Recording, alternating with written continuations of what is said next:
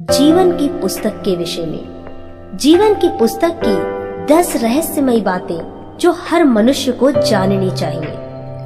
Bible में कुल 66 पुस्तकें हैं जो आज हमारे पास हैं, लेकिन एक ऐसी भी पुस्तक है जो परमेश्वर के पास है। उस पुस्तक का नाम है जीवन की पुस्तक। जिनके नाम उसमें होंगे वही स्वर्ग जा सकेगा। आज हम देखेंगे क्या हमारे नाम उसमें हैं। जीवन की पुस्तक का लिखने वाला स्वयं परमेश्वर यहोवा है। पुराने नियम में जब इजरायली लोग मिस्र देश की गुलामी से आजाद होकर मूसा की अगुवाई में चल रहे थे, तब वे रास्ते में जंगल में परमेश्वर को और मूसा को भोजन और पानी के लिए कुड़कुड़ाने लगे। तब परमेश्वर ने क्रोध में भरकर उन्हें जंगल में ही नाश करना चाहा। तब मूसा ने परमेश्वर की दुहाई देकर विनती की कि हे परमेश्वर, उन्हें नाश ना कर, और इस रीति से कहा, अब तो उनका पाप क्षमा कर, नहीं तो अपनी लिखी हुई पुस्तक में से मेरा नाम काट दे। निर्गमन अध्याय 32 आयत 32 में। दूसरी बात, जीवन की पुस्तक में से इन नामों को परमेश्वर काट भी सकते हैं। जीवन की पुस्तक में से इन नामों को लिखने का और इनमें से काटने का अधिकार स्वयं परमेश्वर को है। परमेश्वर ने मूसा को उत्तर दिया, जिसने मेरे विरुद्ध पाप किया है उसी का नाम मैं अपनी पुस्तक में से काट दूंगा। निर्गमन अध्याय 32 आयत 33 में। केवल पाप करने के कारण ही उस जीवन की पुस्तक में से नाम काटा जाता है। मनुष्यों के पाप कर्मों और अधर्मों के कारण उसमें से नाम काट दिया जाता है। तीसरी बात, जीवन की पुस्तक में ये नाम जगत की उत्पत्ति के पहले से लिखे हुए हैं। भजन संहिता 139 आयत 16 में राजा दाऊद कहते हैं, तेरी आंखों ने मेरे बेडोल तत्वों को देखा और मेरे सब अंग जो दिन दिन बनते जाते थे, वे रचे जाने से पहले तेरी पुस्तक में लिखे हुए थे। संत पौलुस भी फिलिपियों की कलीसिया को लिखते हुए कहते हैं, हे सच्चे सहकर्मी, मैं तुझसे भी विनती करता हूँ कि तू उन स्त्रियों की सहायता कर, क्योंकि उन्होंने मेरे साथ सुसमाचार फैलाने में, क्लेमेंस में और मेरे उन और सहकर्मियों समेत परिश्रम किया है, जिनके नाम जीवन की पुस्तक में लिखे हुए हैं। चौथी बात, जीवन की पुस्तक में हमारे दुखों की भी चर्चा लिखी हुई है। इसका मतलब यह है कि परमेश्वर न केवल हमारा नाम लिखते हैं, लेकिन हमारे दुखों को और हमारे आंसुओं की चर्चा को भी लिखते हैं। भजन संहिता अध्याय 56 आयत 8 में लिखा है, राजा दाऊद आगे कहते हैं, तू मेरे मारे मारे फिरने का हिसाब रखता है, तू मेरे आंसुओं को अपनी कुप्पी में रख ले, क्या उनकी चर्चा तेरी पुस्तक में नहीं है? पांचवी बात, जीवन की पुस्तक और मेमने की जीवन की पुस्तक में अंतर है। पहला, जीवन की पुस्तक जो अब तक हमने पढ़ा, उसमें जो नाम लिखे हैं वो हमारी गलती या पाप अधर्म के कारण काटे भी जा सकते हैं, लेकिन उसमें से जो अंत तक विश्वासी बना रहे और जय पाए, उनके नाम मेमने की पुस्तक में लिखे जाएंगे। प्रकाशित वाक्य अध्याय 13 आयत 8 में। दूसरा, मेमने के जीवन की पुस्तक। मेमने के जीवन की पुस्तक में जिनके नाम लिखे जाएंगे वे किसी रीति से काटे नहीं जाएंगे और वे ही स्वर्ग राज्य में प्रवेश करेंगे। प्रकाशित वाक्य अध्याय 21 आयत 27 में। छठवीं बात, जीवन की पुस्तक में लिखे हुए नाम वाले लोगों का न्याय उनके कामों के अनुसार होगा। प्रकाशित वाक्य अध्याय 20 आयत 12 में लिखा है, फिर मैंने छोटे बड़े सब मरे हुओं को सिंहासन के सामने खड़े हुए देखा और पुस्तकें खोली गई, और फिर एक और पुस्तक खोली गई, और फिर एक और पुस्तक खोली गई, अर्थात जीवन की पुस्तक। और जैसे उन पुस्तकों में लिखा हुआ था, उनके कामों के अनुसार मरे हुओं का न्याय किया गया। जीवन की पुस्तक में नाम तो था, लेकिन वे जब मर गए तो उनका न्याय उनके काम के अनुसार हुआ। और हम जानते हैं कोई भी अपने कामों से धर्मी नहीं हो सकता। हमारे धर्म के काम भी परमेश्वर के सामने फटे चीथड़े मैले के समान है। लेकिन जो कोई प्रभु पर विश्वास करता है कि यीशु ही मेरे लिए मारा गया, गाड़ा गया और तीसरे दिन जी उठा, तो वे लोग विश्वास के कारण धर्मी ठहराए गए और उनका न्याय विश्वास के कारण होगा। अर्थात यीशु मसीह उनके लिए पहले ही दंड उठा चुका है। प्रकाशित वाक्य अध्याय 20 आयत 11 से 12 में जिनका न्याय उनके कामों के अनुसार हो रहा है, वे लोग विश्वास करने वाले कलीसिया के लोग नहीं हैं, क्योंकि उसके पहले रैप्चर हो चुका होगा।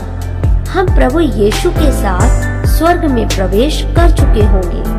प्रभु के साथ जो विश्वासी उठा लिए जाएंगे उनका न्याय नहीं होगा। 7वीं बात, विश्वासियों के नाम जीवन की पुस्तक में से लेकर मेमने के जीवन की पुस्तक में लिखा जाएगा।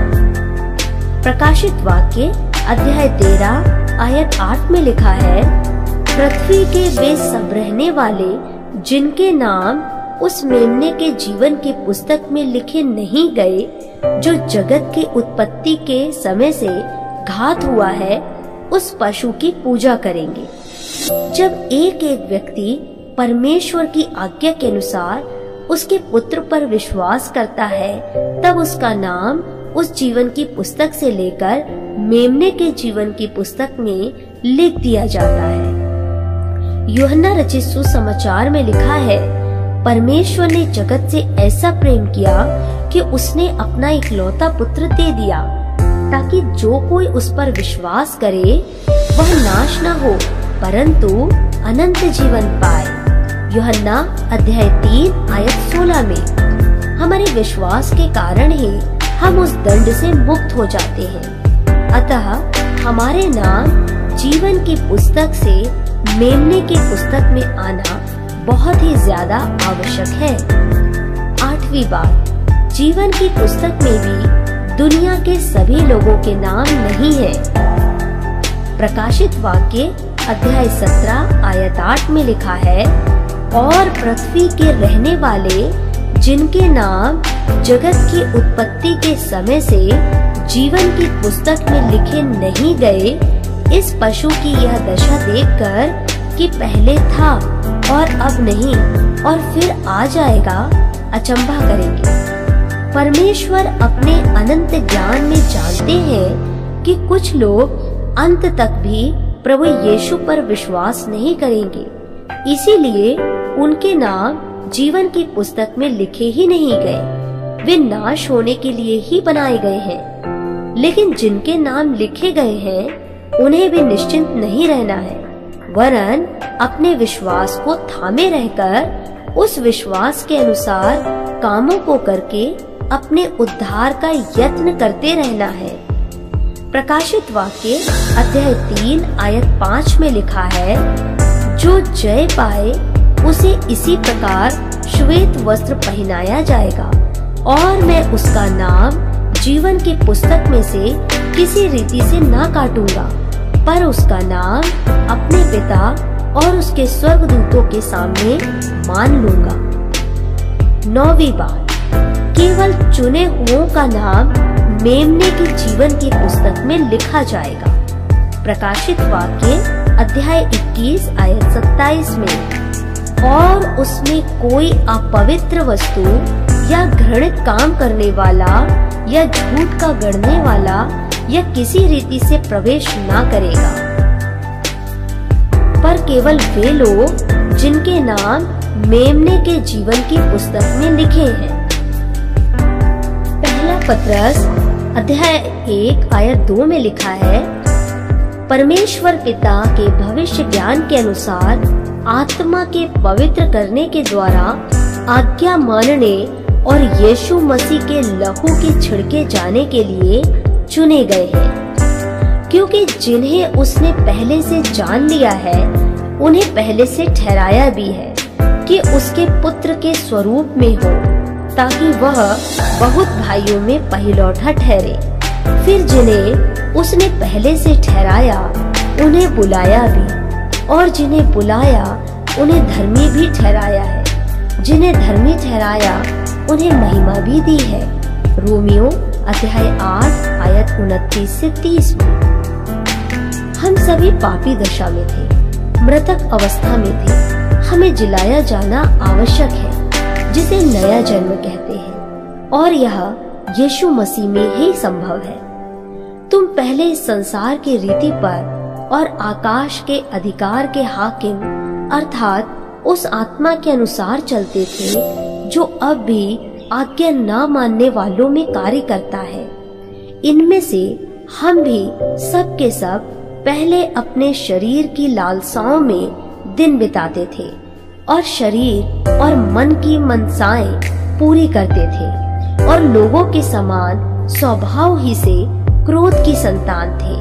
परंतु परमेश्वर ने जो दया का धनी है, अपने उस बड़े प्रेम के कारण जिससे उसने हमसे प्रेम किया, जब हम अपराधों के कारण मरे हुए थे, तो हमें मसीह के साथ जिलाया।